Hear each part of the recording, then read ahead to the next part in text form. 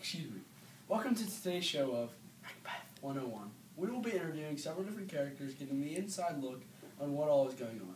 Our first character is a man who never had enough power and would do anything to have it. Here is Macbeth.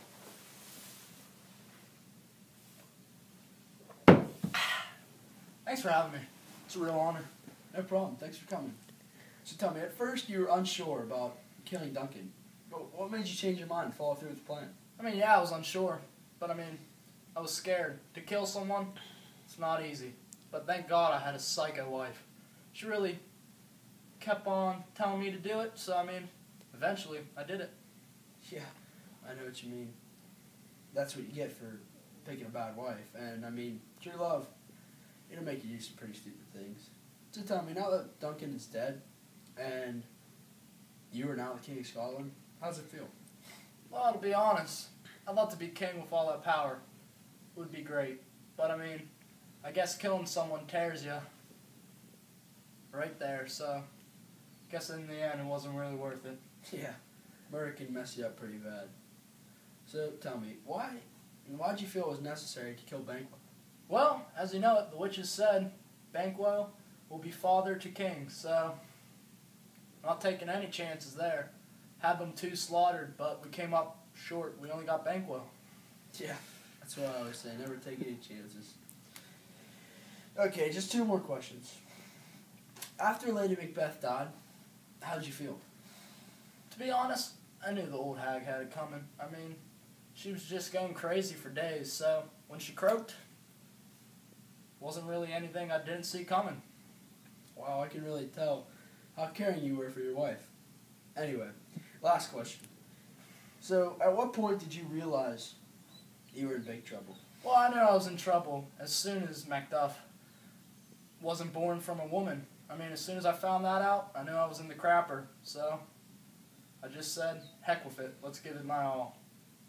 Well, thanks a lot for coming, Macbeth. But that's all the time we have right now. Thank you. It's been great having Macbeth, and he did a great job here. But we have another character backstage, and he's the son of Duncan who has fled to England. He's now back in Scotland, so we decided we'd give him an interview. Here is Malcolm! Yeah, Malcolm, yeah! Sounds like the fans are pretty excited for him. Real excited him. Hey, thanks, guys. So we only have a few more minutes here, Malcolm, so we're going to try and get a quick 5 questions in. Alright, let's get cooking. Alright, so how did you feel when your father passed? Well, when my father died, well, let's say murdered, I knew someone had it for him. So, I knew they had it for me, too. You got a point there. So, is that what the main influence was for you to flee to England? Of course it was.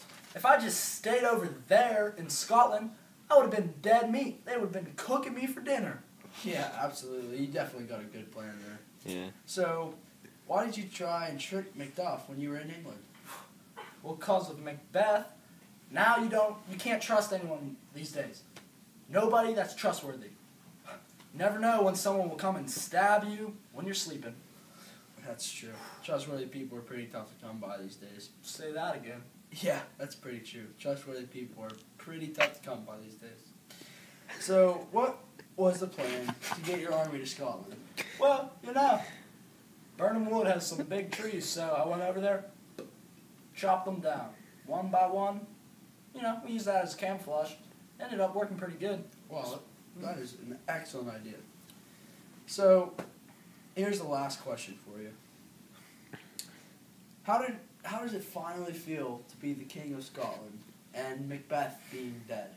Well, just to know that Scotland can sleep at night. It brings your heart to peace. Nothing more to be said. It's just lovely. All hail Scotland.